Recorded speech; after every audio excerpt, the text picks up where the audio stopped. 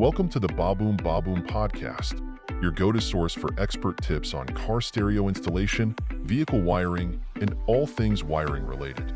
Whether you're a seasoned pro or just getting started, we've got the advice to help you power up your ride.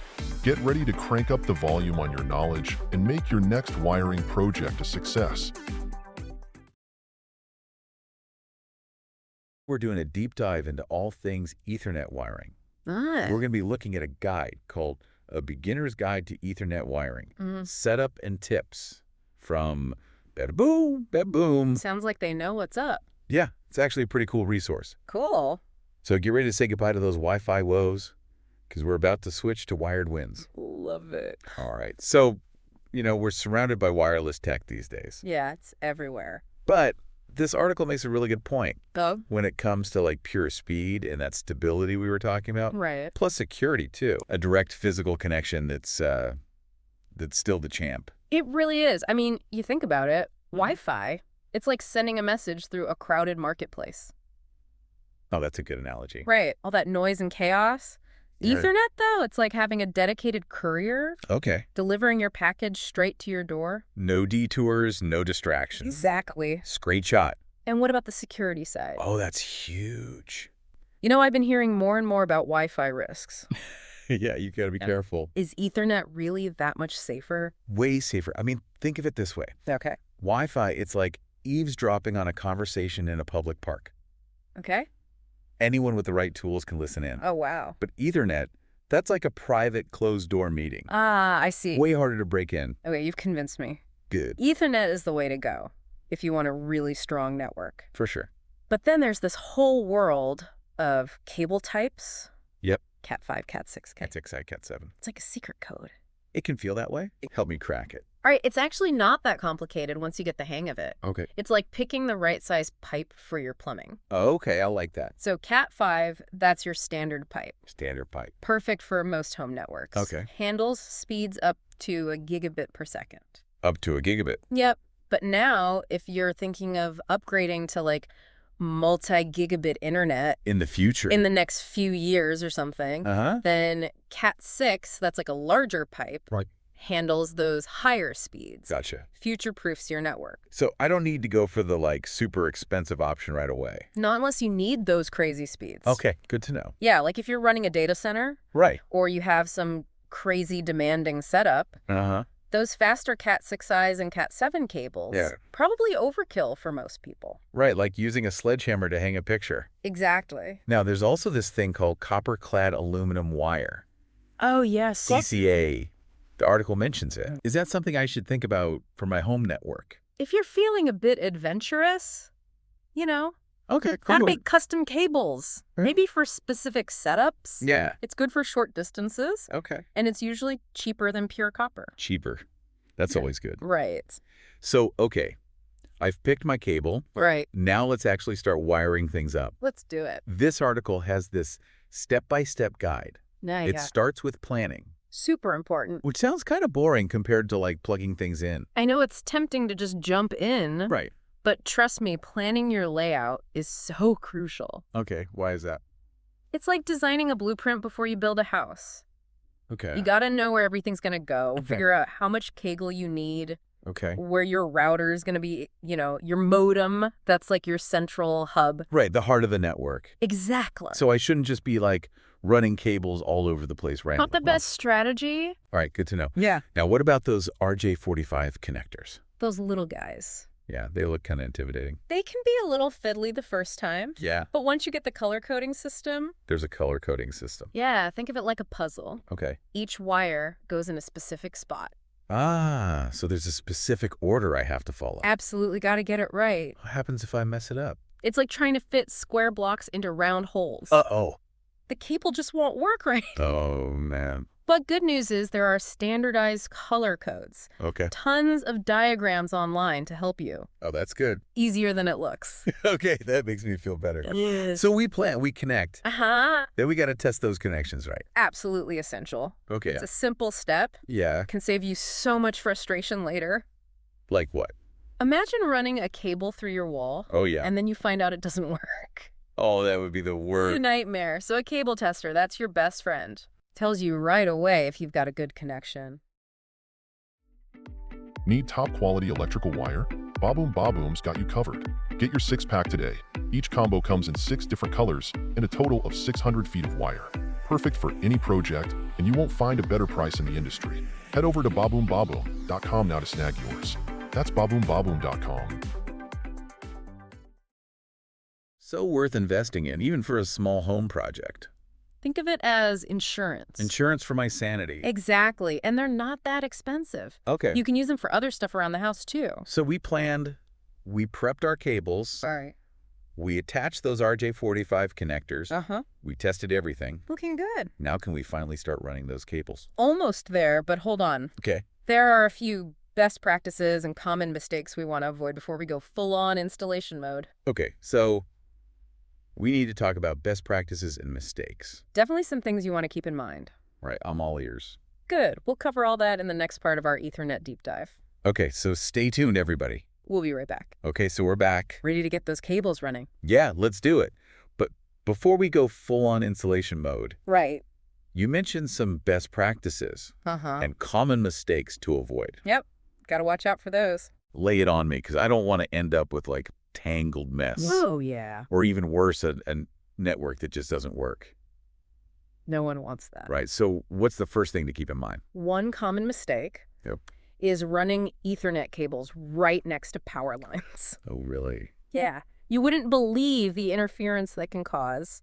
So, like, how does that even work? It's like trying to have a conversation next to a loudspeaker. All that noise just drowns out the signal. Makes sense. So keep data cables far away from power cables. As far as possible. Got any other potential pitfalls? Cable management, that's a big one. Okay. It's not just about keeping things neat and tidy. Well, that's always a plus. Oh, yeah, for sure. But it can actually help with airflow, too. Oh, interesting. Which keeps your devices cool, prevents overheating. So no more shoving cables behind the furniture. Not a good idea. Gotcha. What about cable ties? Are those good or bad? Cable ties are great for organization, but use them wisely. Okay, how so? Don't cinch them down too tight. Oh, could you damage the cable? Exactly. It's like tying your shoelaces. Yeah. You want them snug, but not strangling. Right. Makes sense. I've definitely over-tightened those things before. Happens to the best of us. You mentioned cable length limitations earlier. Right. Is there like a max distance I can run a cable before I start having problems? Yeah, there is a limit. Okay. General rule of thumb, keep it under 100 meters. Meters. So that's like, what, 300 feet, something like that? Yeah, about that. Okay. Beyond that, you start to risk signal degradation. So like slower speeds? Yep. Dropped connections even. Oh, that's no good. It's like a game of telephone. I like that analogy. Right. The longer the chain, the more garbled the message gets. So my dream of running a single cable from my router to my backyard shed. Oh. Maybe not such a good idea. It depends how far away your shed is. Yeah, shoo. For shorter runs, you're probably fine. Okay. But longer distances, you might need a different solution. Like what, miniature cable carriers? Uh-huh.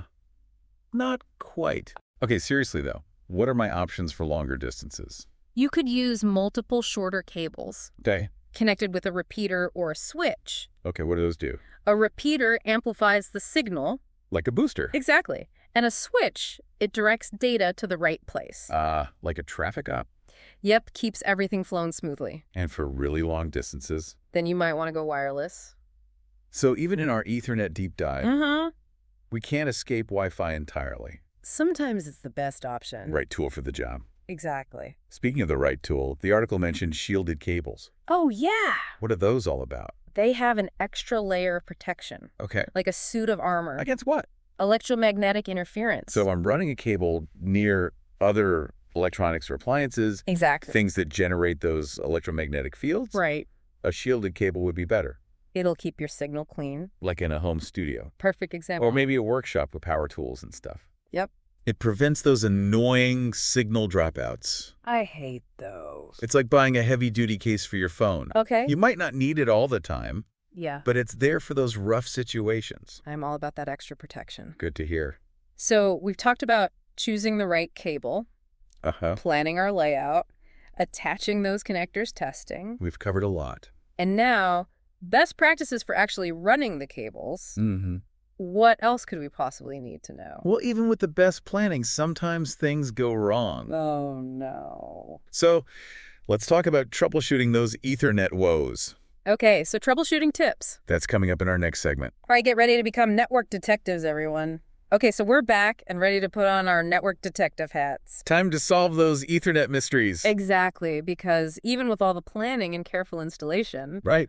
things can still go wrong. It happens to the best of us. So how do we troubleshoot those Ethernet woes? The good news is most problems are pretty easy to fix. Yeah. It's usually just a matter of checking things systematically. So where do we even begin? Start with the obvious. The obvious, like what? Loose cables. Oh, right. Make sure everything's plugged in all the way. Uh-huh. Power switches, too. Make sure they're turned on. Yeah, like the classic, have you tried turning it off and on again? Exactly. Sometimes the simplest solution is the right one. So we've checked all the connections, everything's powered on. Oh. What's next? Test the cable itself. Time for our trusty cable tester. Yep, it can pinpoint problems. Like what kinds of problems? Open circuits, short circuits, crossed wires. Okay. Think of it like a doctor using a stethoscope. To listen for problems. Exactly. And if the cable's good, what then? Then we move on to software settings. Okay, so more of the techie stuff. Yeah, but often a simple reboot can do the trick. Reboot the router or the computer? Both, if you want to be extra sure. Okay, like hitting the reset button. Exactly. Well, we've rebooted everything and we're still having issues. Okay, then we need to dig a little deeper. Into what? IP address conflicts, for example. What's that? Think of an IP address, like a street address for your device.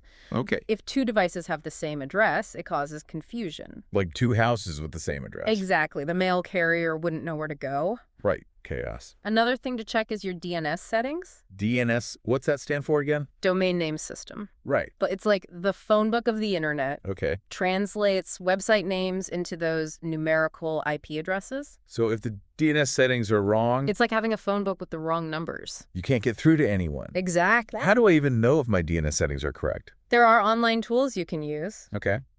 Or if you're feeling adventurous, you can change them manually. Manually, you mean like myself? Yeah, you can use a public DNS server like Google's. Oh, interesting. It's like switching to a more reliable phone book.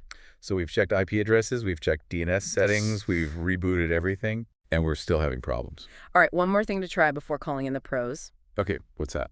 Outdated network drivers. Drivers, like, for my computer? Yeah, they let your computer talk to your network hardware, Okay. like an interpreter between two languages. And if the driver's outdated? The communication breaks down. Like using an old phrase book in a foreign country. Exactly. How do I check for outdated drivers? Check the website of your computer manufacturer or your network card manufacturer. Okay, so updates, basically. Yep, it's Cool. good to keep them up to date anyway. So wow, we've learned a lot in this Ethernet deep dive. We have gone from Wi-Fi woes to wired wins. Absolutely. We talked about choosing the right cable, planning our network, attaching those connectors. Those essential steps. We covered best practices and troubleshooting tips. You're practically a network pro now. I feel like I'm ready to tackle any networking challenge. That's the spirit. Any final words of wisdom for our listeners out there? Remember, networking is a skill. It takes practice. Don't be afraid to experiment. Make mistakes. Learn from them. Right. And if you get stuck, don't hesitate to ask for help. There are tons of resources online. Forums, YouTube videos, you name it. Yeah, so true. And, you know, even though we're surrounded by wireless tech these days, there's something really satisfying about understanding how it all works. Absolutely. Creating a solid wired connection with your own two hands. It's empowering. Totally well said. So, to everyone listening out there, Thanks for joining us. we hope you enjoyed this Ethernet deep dive. And learned a thing or two. Go forth and wire up your world with confidence. Happy networking, everyone. Until next time. Need top quality electrical wire? Baboom Baboom's got you covered. Get your 6-pack today. Each combo comes in 6 different colors and a total of 600 feet of wire. Perfect for any project, and you won't find a better price in the industry. Head over to baboombaboom.com now to snag yours. That's baboombaboom.com.